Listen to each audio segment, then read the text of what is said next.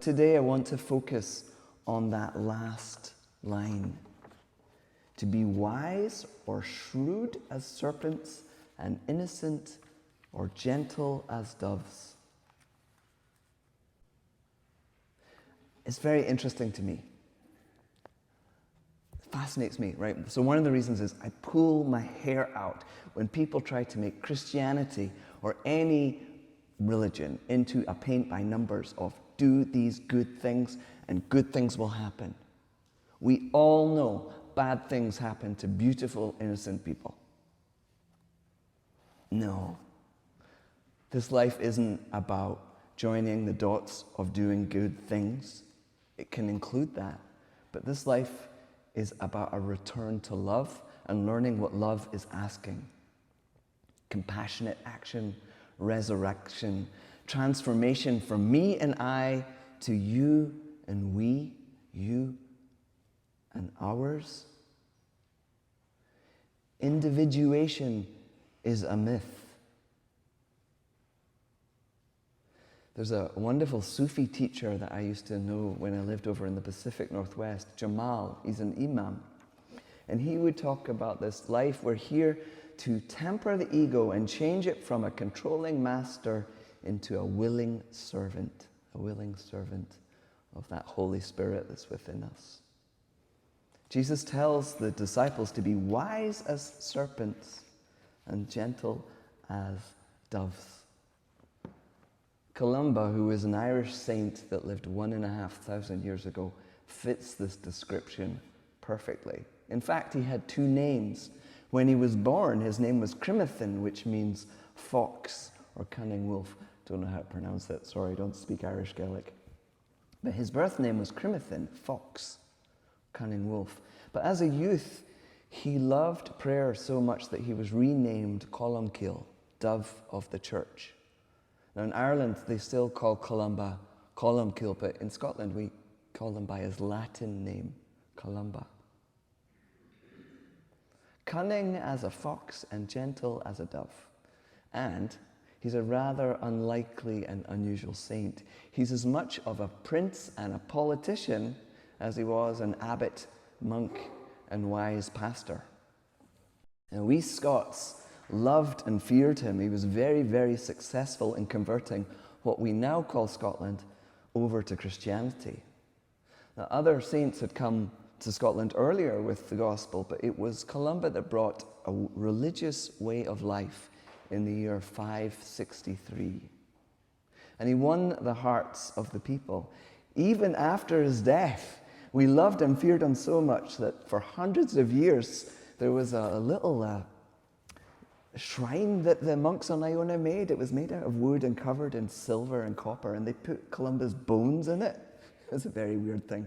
It's called the monastic reliquary, and they would take this into battle. Like supposedly went into the Battle of Bannockburn to protect, even after he was dead. He was the big hero, religious hero, to protect the soldiers. If you think that's weird, the Irish did the same thing, but they did it with something called the cathach. Sorry, again, for my Irish pronunciation. The cathach, spelt C-A-T-H-A-C-H, is Ireland's oldest manuscript. Dates from about the year 560 to 600. It's a book of the Psalms, and most of them are intact. Now, the Irish also built this little shrine box and carried it into battle, but their shrine bearer got slayed and the box got taken off to Europe because they lost the battle. Anyway, eventually it came back to Ireland. It's still there. It is Ireland's oldest manuscript. Now, the reason it was kept and revered is because it is said that Columba penned those psalms with his own quill. That's why it had the protection power. Columba is one of the patron saints of Ireland. It's very important to them as Columcille and very important to us as Columba.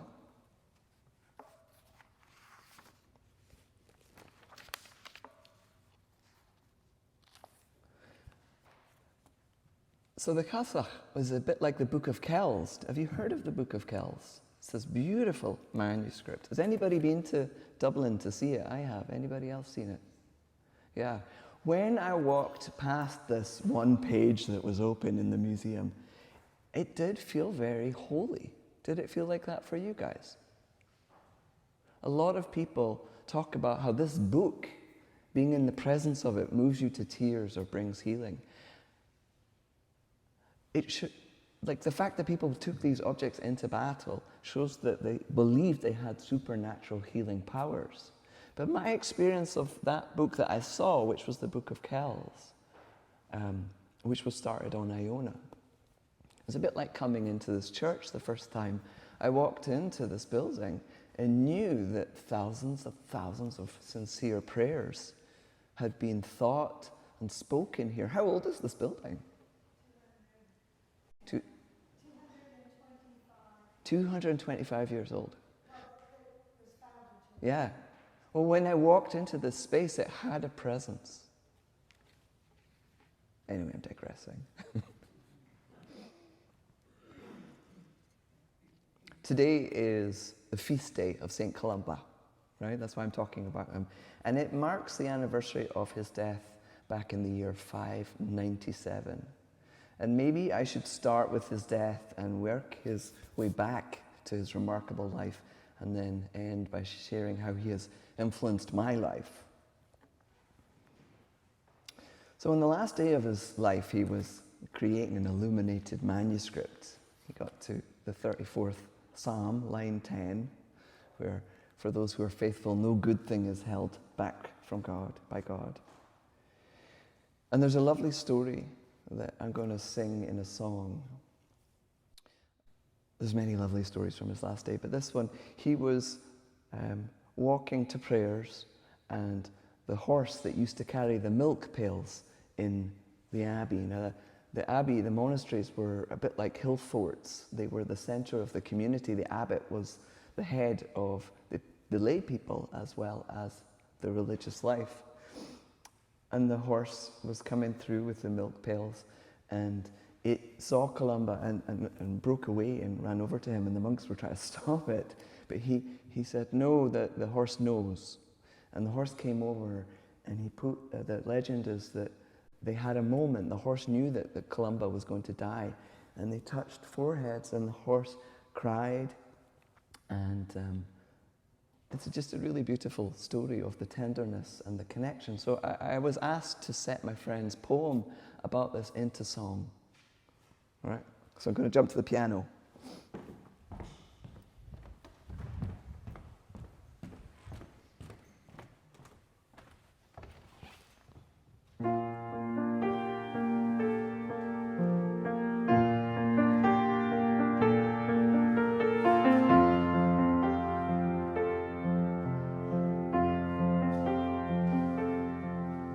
The horse sees him there, so frail, on his way to vespers.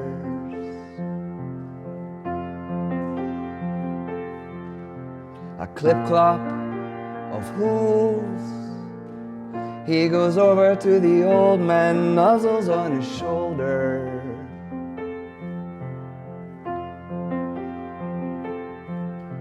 Columba bids him welcome, rests his head upon the horse, breathes in the scent of fir and field.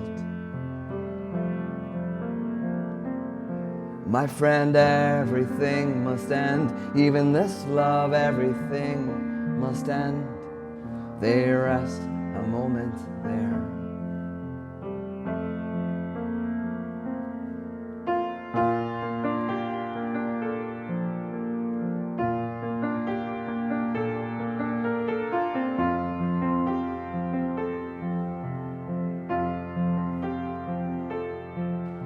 The horse knows death is nigh, hoof scrapes the ground, and tears pool and fall like rain.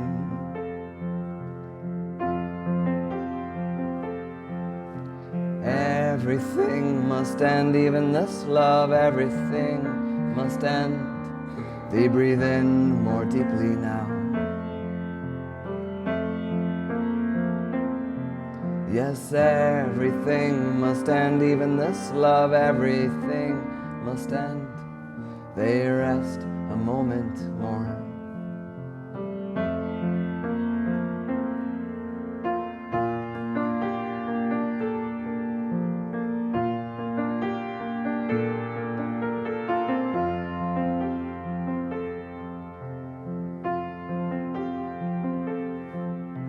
monk resumes his day, cloak soaked with tears, he's on his way to Vespers.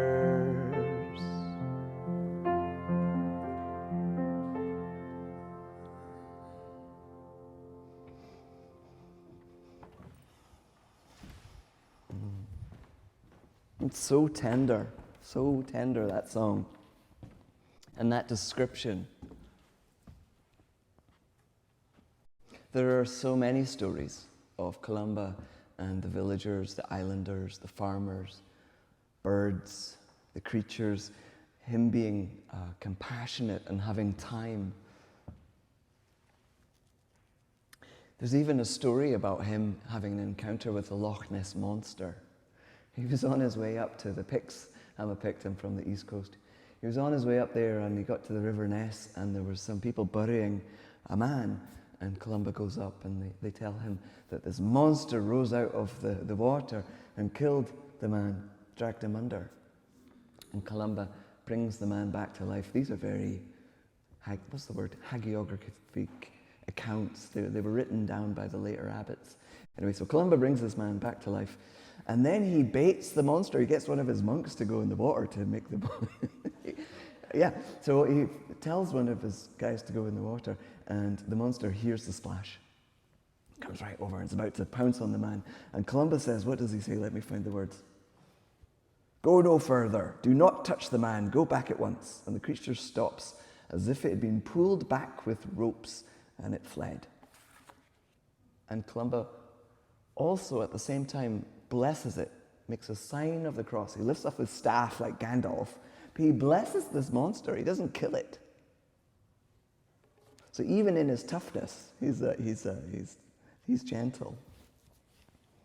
One of the instructions in Columba's rule, which is a very harsh rule, the Benedictines had it light in comparison, the Benedictines over in Europe at the same time. One of the instructions that Columba gave his monks was to pray until tears come. Now this is a double instruction. One is compassionate and tender, and the other one is to do with remorse and penance. A lot of people came to Columba seeking pardon and penance.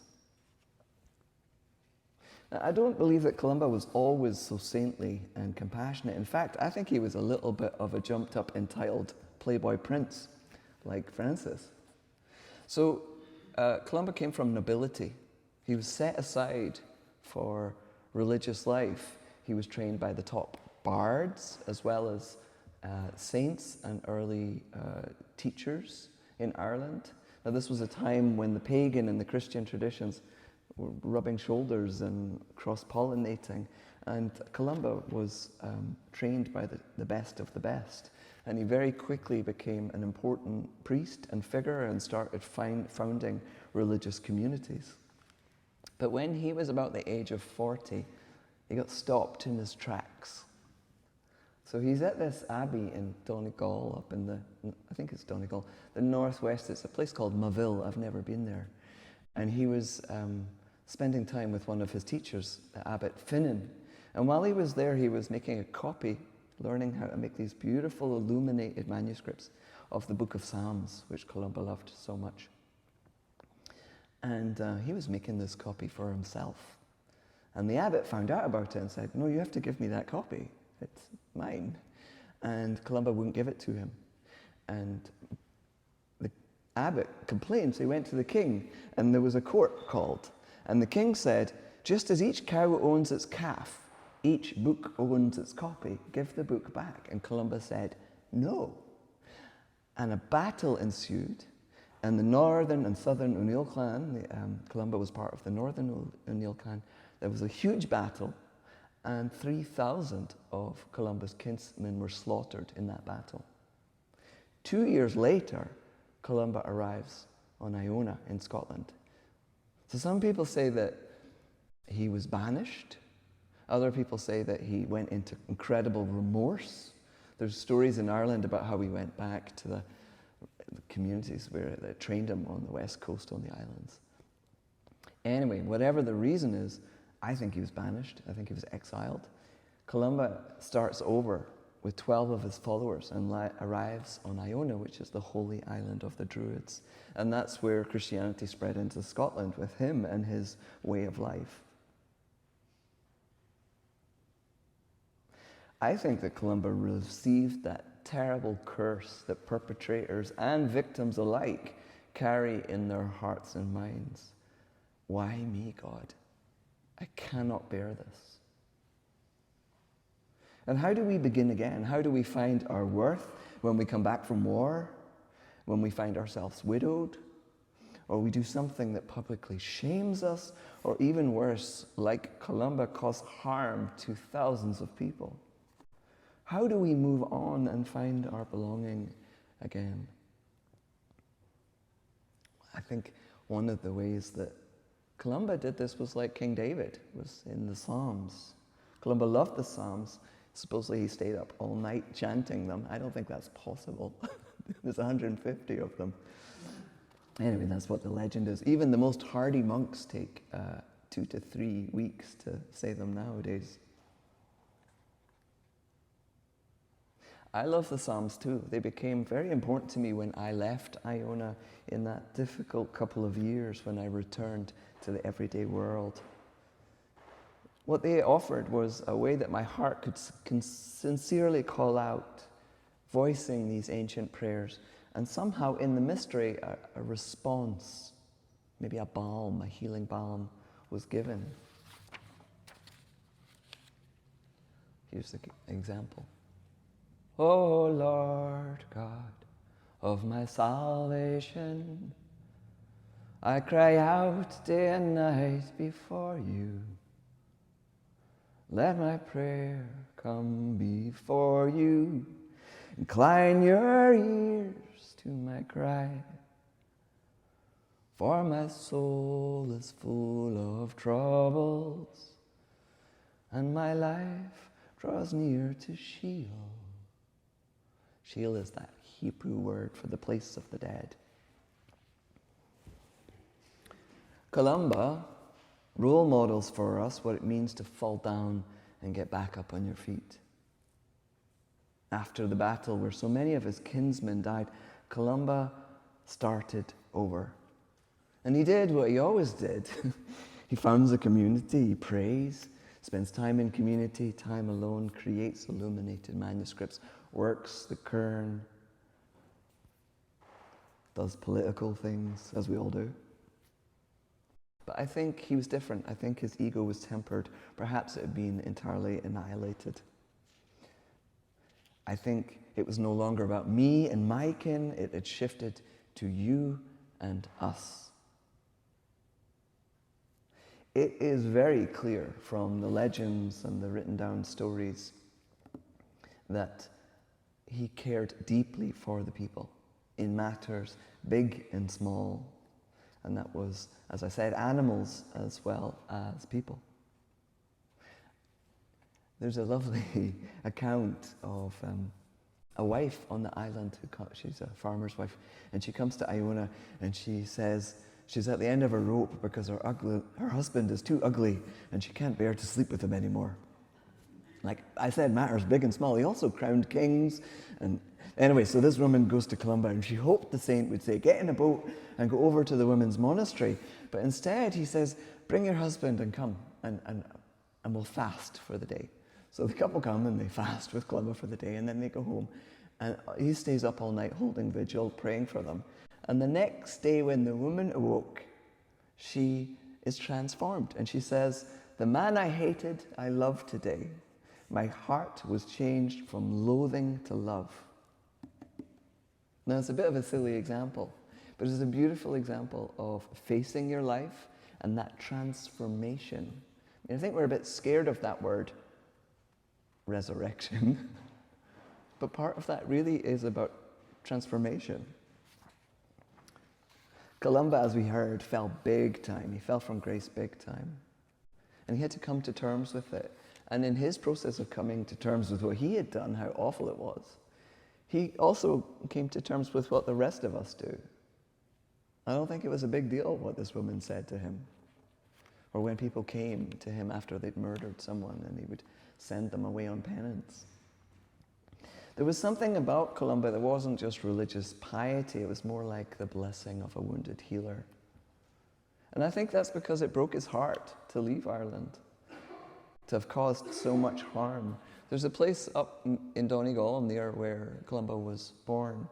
It's an ancient site of a Neolithic holy place. And Columba went there the night before he left, and he slept on this cup-marked stone, and his grief sank deep into the earth.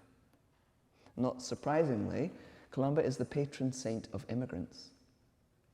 But you don't hear about that in America, do you? I felt incredible grief when I had to leave Iona. It kind of half killed me. This holy place, my life, the abbey, the faith that had exploded open, the work there that I did with asylum seekers and pilgrims, young people, it was all gone when my marriage imploded. Yes, I understand entirely why Columba is the patron saint of immigrants and those exiled from their home. That day when my former wife told me that our marriage was over, that the reason that we were still together was because we worked together running the retreat center, because she was the warden and couldn't leave, otherwise she would have left me. It was a horrible shock, but I knew it was true. And that night I prayed so desperately, oh God, tell me what to do, tell me what to do. And all of a sudden, I saw an old monk. It was a vision. It was like I was asleep, but I was wide awake. And I saw clearly, in a dreamlike state, an old monk. And he was standing there and he was pointing. And I said to him, I don't know what you're pointing at. And all of a sudden, the walls of the abbey disappeared. And part of my brain that was logical was like, oh, he's a Celtic monk. Because the walls of the abbey were the Benedictines who came hundreds of years later. So he's pointing across the island down to the bay. And there's a coracle, a little woven boat. And then the vision ends. And in that moment, I knew I had to leave. And the next morning, I told everybody I was leaving. And it was the right thing to do for the community. They had to finish the year. And the best way for the least harm was for me to leave. And what did I do? I got on an airship and I came to Maine first, then to Vermont, and the Pacific Northwest. And I started a brand new life. Are you seeing the reasons that I love Columba so much, that he's kind of like my hero of, you can do this. You can die a happy man.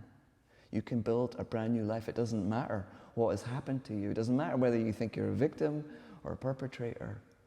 That grief, that burden that you carry is not you. There's this new identity.